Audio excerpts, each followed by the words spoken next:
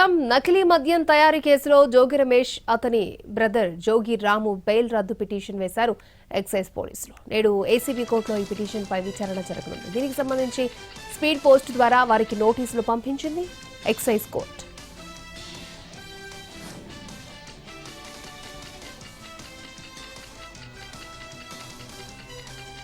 IRR కేసులో నేడు ACB కోర్టులో ప్రొటెస్ట్ పిటిషన్ దాఖలు చేయనున్నారు మాజీ ఎమ్మెల్యే ఆళ్ల రామకృష్ణారెడ్డి.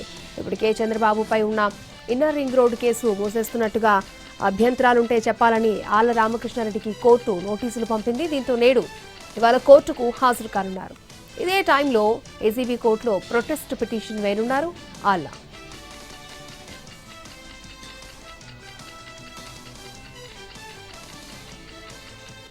నేటి నుంచి హైదరాబాద్ లో ట్రాఫిక్ ఇబ్బందులు మరింత పెరగనున్నాయి. బంజారాహిల్స్ రోడ్ నెంబర్ 2లో ఫ్లైఓవర్ అండర్ పాస్ పనులు ప్రారంభం కానున్నాయి. దీంతో ట్రాఫిక్ మళ్లింపులుంటాయని ట్రాఫిక్ పోలీసులు ప్రకటించారు. Jubilee Hills check post, KBR park ప్రవేశ ద్వారం, ముగ్దా జంక్షన్ వద్ద స్టీల్ ఫ్లైఓవర్ అండర్ పాస్ నిర్మాణ పనుల్లో భాగంగా నేటి నుంచి బంజారాహిల్స్ రోడ్ నెంబర్ 2లో పిల్లర్ పనులు మొదలు కానున్నాయి. దీంతో Mugdha junction, KBR park main gate, Jubilee Hills check post మధ్య ట్రాఫిక్ రద్దీ ఏర్పడే ఛాన్స్ ఉంది. వాహనదారులు తమ ప్రయాణాన్ని ముందుగానే ప్లాన్ చేసుకోవాలని పోలీసులు కోరారు. రద్దీ సమయాల్లో ఈ మార్గాలను అవాయిడ్ చేయాలని ప్రజలను కోరారు.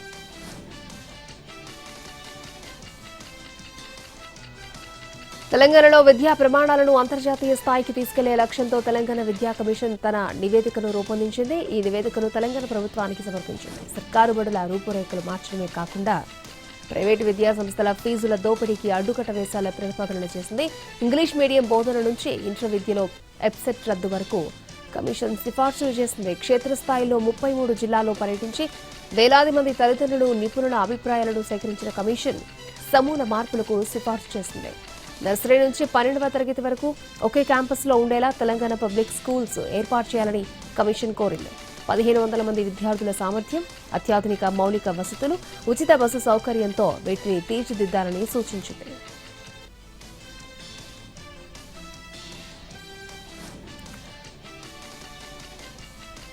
రేపు తెలంగాణ ప్రభుత్వ కార్యదర్శుల సమావేశం జరగనుంది. సమావేశానికి సీఎం రేవంత్ రెడ్డి కూడా హాజరు కానున్నారు. రాష్ట్రంలో సంక్షేమ అభివృద్ధి కార్యక్రమాల అమలుపై 100 రోజుల కార్యక్రమాన్ని చేపడుతున్నట్టుగా సీఎస్ రామకృష్ణారావు తెలిపారు. ముఖ్యమంత్రితో పాటు మంత్రులు, ప్రజాప్రతినిధులు పాల్గొనే ఈ 100 రోజుల కార్యక్రమంలో అన్ని శాఖల వారీగా విస్తృత కార్యక్రమాలు చేపట్టాలని ఆదేశాలు జారీ చేశారు. మార్చి 1న జిల్లా కలెక్టర్ల సమావేశం జరగనుంది. మార్చి 2 నుంచి జూన్ 9 వరకు వివిధ అభివృద్ధి పనులపై ప్రతి శాఖ తమ 100 రోజుల కార్యాచరణ ప్రణాళికను సిద్ధం చేయాలని, జిల్లా కలెక్టర్ల మీటింగ్లో చర్చనీయాంశాలు వెంటనే రూపొందించాలని సీఎస్ ఆదేశాలు జారీ చేశారు.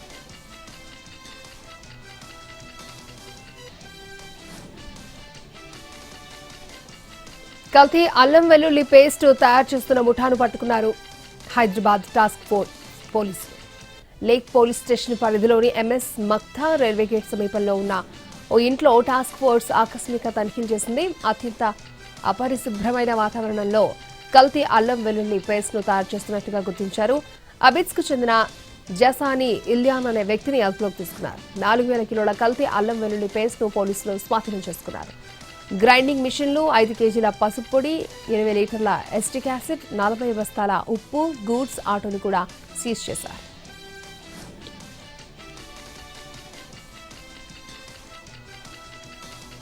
కుత్బులాపూర్ జీడిమెట్ల టీఏఎస్ పరిధి సుభాష్ నగర్ గంపల బస్తీలో అగ్ని ప్రమాదం జరిగింది. షార్ట్ సర్క్యూట్ వల్ల స్క్రాప్స్ షాప్లో మంటలు చెలరేగాయి. పేపర్, ప్లాస్టిక్ ఉండడంతో భారీగా మంటలు ఎగిసిపడ్డాయి. సమాచారం అందుకున్న ఫైర్ సిబ్బంది ఘటనా స్థలానికి చేరుకుని మంటలను అదుపు చేసింది. ఈ ప్రమాదంలో ఎలాంటి ప్రాణ నష్టం జరగలేదని అధికారులు తెలిపారు.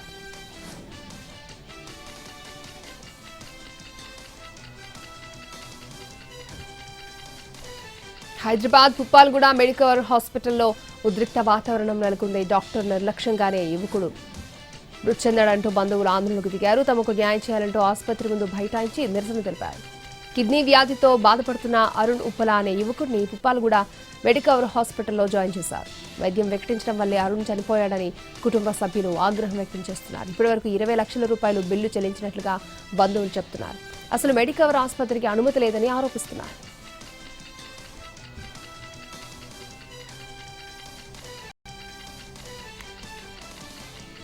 హైదరాబాద్ నెక్నాంపూర్లో ప్రభుత్వ భూమిని హైడ్రా కాపాడింది.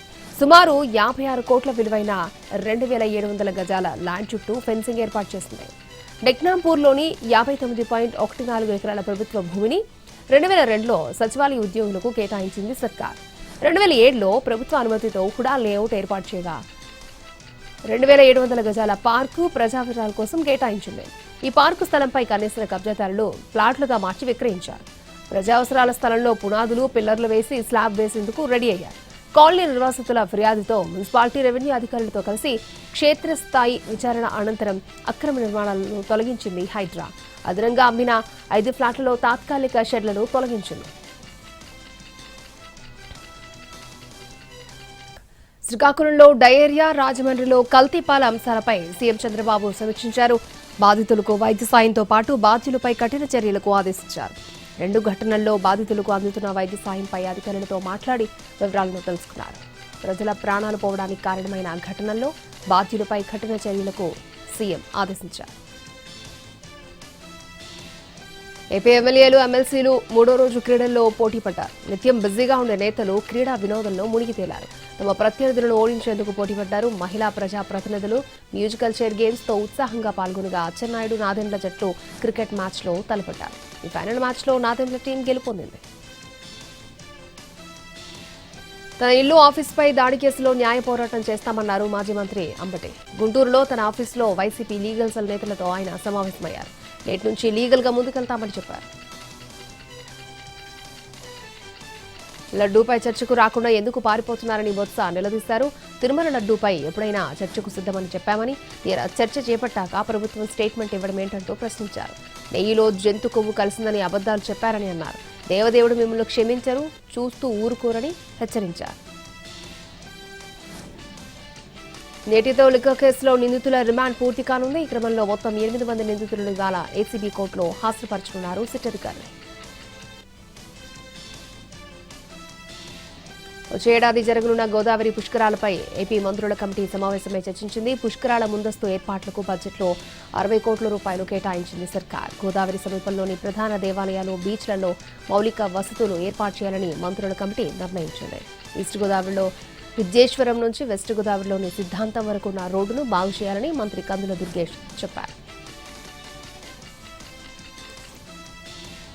నంద్యాల జిల్లా ఆత్మకూరులో కల్తీ నెయ్యి తయారీ ముఠా గుట్టురట్టయింది. పక్కా సమాచారంతో విజిలెన్స్ అధికారులు, పోలీసులు ఎరుకలపేటలోని ఒక ఇంటిపై మెరుపు దాడి చేశారు. అక్కడ భారీగా నిల్వుంచిన కల్తీ నెయ్యిని స్వాధీనం చేసుకున్నారు.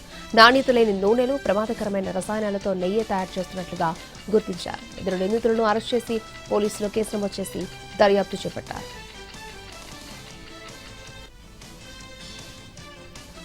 విజయవాడ బస్టాండ్ సమీపంలో అగ్ని ప్రమాదం జరిగింది. విద్యుత్ స్తంభానికి ఉన్న వైర్ల నుంచి అకస్మాత్తుగా మంటలు ఎగిసిపడ్డాయి. ఎంతో భయభ్రాంతులకు గురైన స్థానికులు వెంటనే ఫైర్ సిబ్బందికి సమాచారం ఇచ్చారు. ఘటనా స్థలానికి చేరుకున్న ఫైర్ సిబ్బంది మంటలను అదుపు చేయడంతో పెను ప్రమాదం తప్పింది. రేపటి నుంచి దేశవ్యాప్తంగా బాలికలకు human papilloma virus vaccination start కానుంది. ప్రధాని నరేంద్ర మోడీ హెచ్పివి వ్యాక్సినేషన్ ని ప్రారంభించనున్నారు. 14 ఏళ్ల వయసు నుండి 15వ ఏట అడుగు పెట్టిన బాలికలకు ఈ వ్యాక్సిన్ వేస్తారు. మహిళల్లో గర్భాశయ ముఖద్వార క్యాన్సర్ ని అడ్డుకట్ట వేసేందుకు కేంద్ర ప్రభుత్వం దేశవ్యాప్తంగా ఈ వ్యాక్సినేషన్ కార్యక్రమాన్ని చేపట్టింది. వ్యాక్సిన్ తీసుకోవడం వల్ల బాలికలకు సంబంధించి వైరస్ల నుంచి దీర్ఘకాలిక రక్షణ ఉంటుంది. విమాన ప్రయాణికులకు directorate general of civil aviation శుభవార్త చెప్పింది. టికెట్ రద్దు, రీఫండ్లకు సంబంధించి సివిల్ ఏవియేషన్ రిక్వైర్మెంట్స్ ని సవరిస్తూ కీలక మార్గదర్శకాలు జారీ చేసింది. దీని ప్రకారం ప్రయాణికులు టికెట్ బుక్ చేసిన 48 గంటల్లోపు ఎలాంటి అదనపు ఛార్జీలు లేకుండానే టికెట్ ని రద్దు చేసుకోవచ్చు లేదా మార్పులు చేసుకోవచ్చు. కొత్త నిబంధనలు మార్చి 26 నుంచి అమల్లోకి రానున్నాయి. అయితే దేశీయ విమాన ప్రయాణానికి కనీసం 7 రోజుల ముందు, అంతర్జాతీయ ప్రయాణానికి 15 రోజుల ముందు బుక్ చేసుకున్న టికెట్లకు మాత్రమే ఈ నిబంధన వర్తిస్తుంది. పారిశ్రామికవేత్త అనిల్ అంబానీ ఎన్ఫోర్స్మెంట్ డైరెక్టరేట్ ముందు హాజరయ్యారు. అనిల్, ధీరూభాయ్ అంబానీ గ్రూప్లకు ప్రమేయం ఉన్న 40,000 కోట్ల బ్యాంకింగ్, కార్పొరేట్ మోసం కేసులో ఈడీ అనిల్ అంబానీని క్వశ్చన్ చేసింది. నిన్న దాదాపు 10 గంటల పాటు ప్రశ్నించారు ఈడీ అధికారులు. మళ్లీ నేడు హాజరు కావాలని సూచించారు. ఇప్పటికే ముంబైలోని అనిల్ అంబానీ ఇల్లు అబోర్డ్ను ఈడీ అధికారులు అటాచ్ చేశారు.